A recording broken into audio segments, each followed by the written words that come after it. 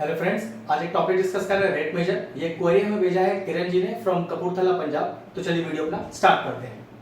Question मैंने board पे लिख दिया है, एक शानदार क्वेश्चन है। देखिए क्वेश्चन पढ़ते हैं पहले। Water is dripping out from a conical funnel at a uniform rate of 2 centimetre cube per second. तो 2 सेंटीमीटर क्यूब डिनोट कर रहा है कि volume at the rate of वाली बात कर रहा है। तो वॉल्यूम मतलब dv बाय dt पर सेकंड दिया है ना, तो dv बाय dt का वैल्यू दिया है 2 सेंटीमीटर क्यूब। लेकिन एक प्रॉब्लम भी है, वॉट इज ड्रिपिंग आउट मतलब घट रहा है। तो ये आप क्या लिखोगे, dv by dt is equal to -2 centimetre cube per second. ध्यान रखिएगा। फिर कह रहा है through a tiny hole at the vertex of the bottom. ठीक है, नीचे की तरफ से पानी निकल रहा है इस रफ्तार से। When the slant height of the water is 5 centimeter, find the rate of decrease of the slant height of the water। तो आपको क्या निकालना है, अगर मान लीजिए मैं slant height को L मान लेता हूं, तो हमें निकालना है dl by dt। कह रहा है ना, find the rate of decrease। और ये भी कंफर्म है कि आंसर नेगेटिव ही आना चाहिए। ठीक है, तो चलो सबसे पहले एक कॉनिकल फिगर बनाते हैं। ठीक है, यहां नीचे एक छेद हो गया है जिसमें से पानी निकल रहा है। तो let the radius of the cone r और सेंटीमीटर मानना पड़ेगा।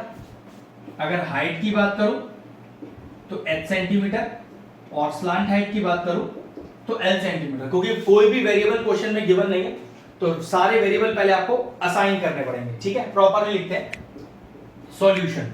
तो सबसे पहले क्या लिखें, let radius of the cone r centimetre, let height of the cone h centimetre, let slant height of the cone is equal to l centimetre. और ध्यान रखिएगा सारी कहानी l से जुड़ी हुई है, क्योंकि आपको rate of decrease of slant height ही निकालना है। तो dl बाय dt अपने आंसर में चाहिए अपने को। ठीक है, वॉल्यूम पर रेट दिया हुआ है, तो चलिए हमें क्वेश्चन में दिया हुआ है dv बाय dt कितना, -2 सेंटीमीटर क्यूब पर सेकंड। इस चीज का ध्यान रखना, water is dripping out from a conical funnel, घट रहा है पानी, तो इसलिए लगेगा -2। ठीक है, अब लगाते हैं वॉल्यूम का फॉर्मूला।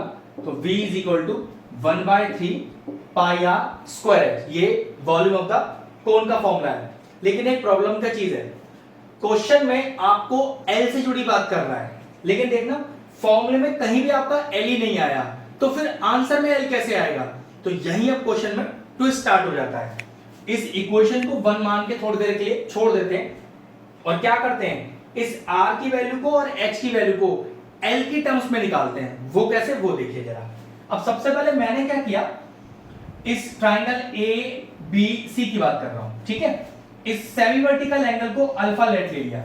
ऐसे क्वेश्चनों को करने का यही ट्रेंड है, यही लॉजिक है। आपको एक सेमी वर्टिकल एंगल लेट करना पड़ेगा। मैंने उसे अल्फा लेट लिया है, आप थीटा भी लेट ले सकते हो, ये चॉइस है आपकी। ठीक है, या तो क्वेश्चन में गिवन होना चाहिए था, अगर क्वेश्चन में नहीं गिवन है तो आप जो चाहो ले लो। तो लिखेंगे let semi vertical angle B, मैंने लिया है अल्फा, मतलब एंगल ए सी बी का वैल्यू है, एंगल ए सी बी का वैल्यू है अल्फा। अब उस नियम के हिसाब से देखो, मैं इस ट्राइंगल के फिगर को अलग से बना रहा हूं प्रॉपरली समझाने के लिए। ठीक है, ये है मेरा अल्फा, ये ए, ये बी और सी, ये मेरा राइट एंगल।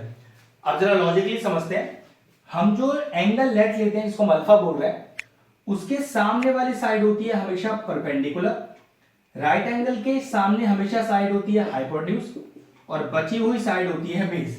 और इसी जुड़े रिलेशन से मैं r और h का वैल्यू l की टर्म्स में निकालूंगा। वो देखो कैसे, AC को देखो मैंने क्या माना हुआ है, AC को मैंने माना हुआ है h, AB को क्या माना हुआ है, जो परपेंडिकुलर है हमारे लिए r, और BC को देखो मैंने क्या माना हुआ है, इसी को माना हुआ है स्लांट हाइट। ठीक है, क्योंकि वॉल्यूम के फॉर्मूले में L है ही नहीं, आंसर में dl बाय dt निकालना है, तो फिर निकालेंगे कैसे। तो ऑब्वियस सी बात है, मैं इस r और h की वैल्यू को L की टर्म में निकाल लेता हूं। वो किस तरह से, चलिए वही देखते हैं। चलिए सबसे पहले मैं क्या करता हूं, परपेंडिकुलर अपॉन हाइपोटेन्यूज, तो मतलब परपेंडिकुलर AB, ध्यान से, अपॉन हाइपोटेन्यूज, क्या है hypotenuse, BC। What is P by H, perpendicular upon hypotenuse होता है साइन अल्फा। AB क्या है मेरे लिए, AB की वैल्यू है R, और BC क्या है मेरे लिए, बी सी है मेरा स्लांट हाइट एल और साइन अल्फा। तो देखने ऐसे आर की वैल्यू कितनी आ गई, आर की वैल्यू आ गई एल साइन अल्फा। मैं इस तरह से आपको आर की वैल्यू एल में निकालने के लिए बोल रहा था, ऐसे एच की भी निकालनी पड़ेगी। अब एच है बेस और फिर वही बी सी आपका स्लांट हाइट। तो देखिएगा ये मैं लिखूंगा base A C upon hypotenuse B C. तो what is B by H, B by H होता है कॉस अल्फा, ठीक है। तो बेस मेरा है H upon L, B C L है ना, कॉस अल्फा। तो एच की वैल्यू कितनी आ गई एल की टर्म्स में, तो एच आ गया मेरा एल कॉस अल्फा और आर आ गया मेरा एल साइन अल्फा। अब दोनों वैल्यू एच और आर को अपनी इक्वेशन में डालता हूं और डिफरेंशिएट करता हूं टी के रिस्पेक्ट में, क्योंकि एट द रेट मांग रहा है हमसे। चलिएगा, तो v is equal to 1/3 pi are square, R है एल साइन अल्फा, तो एल साइन अल्फा का whole square into H, H है एल कॉस अल्फा, ये लीजिए, ठीक है। अब कितना आएगा v is equal to 1/3 pi L square sine square alpha L cos alpha. चलिए सही से एक बार और लिख लेते हैं। तो v is equal to 1/3 pi L cube sine square alpha cos alpha, ठीक है। ध्यान रखिएगा आपको सिर्फ एल क्यूब वाला ही फंडा ध्यान रखना है और सब आपके लिए कांस्टेंट। तो कैसे लिखेंगे, dv by dt is equal to 1/3 pi sine square alpha cos alpha, कुछ नहीं करना, और एल क्यूब का 3l स्क्वायर और dl बाय dt, क्योंकि आंसर में अपने को dl बाय dt ही चाहिए। तो डिफरेंशिएट l को करेंगे t के रिस्पेक्ट में। फिर से समझ लीजिए, l क्यूब का डेरिवेटिव 3l स्क्वायर और l का डेरिवेटिव t के रिस्पेक्ट में dl बाय dt। चेक करो इसमें से कौन कौन सी वैल्यू अपने को गिवन है। dv बाय dt देखो गिवन है कितना, -2 is equal to 1/3 pi sine square alpha cos alpha 3l square. Check करो l की वैल्यू है क्या, the slant height of the water is 5 centimetre, बिल्कुल है l की वैल्यू। तो l का स्क्वायर 25 और dl बाय dt तो अपने को आंसर में चाहिए। अब क्या करें, जो यहाँ न्यूमरेटर में है वो इधर डिनोमिनेटर में आ जाएंगे और जो डिनोमिनेटर में है वो ऊपर जाकर न्यूमरेटर में आ जाएंगे। उससे पहले देखो ये 3 से 3 कैंसिल आउट भी हो रहा है। चलिए अगला स्टेप देखते हैं। तो ये मेरे पास आया, पहले लिख लेता हूं -2, फिर इधर है पाई sine square alpha cos alpha 25 और dl अपॉन dt चाहिए, तो dl अपॉन dt, ठीक है ना। अब सबको नीचे डिनोमिनेटर हो गया, सब मल्टीप्लिकेशन में ही है। ये हो गया आपके पास 25 pi sine square alpha cos alpha is equal to dl by dt, क्योंकि आपको dl बाय dt ही आंसर में चाहिए था ना।